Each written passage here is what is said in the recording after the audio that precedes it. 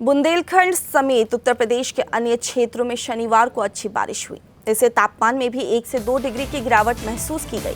मौसम विभाग के अनुसार प्रदेश में अभी 1 हफ्ते तक बारिश का दौर जारी रहेगा।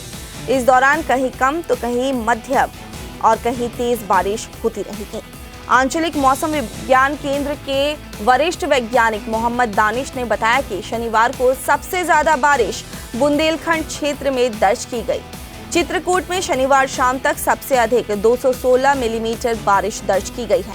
वहीं कानपुर में 126 मिलीमीटर और बांदा में 115 मिलीमीटर बारिश दर्ज की गई।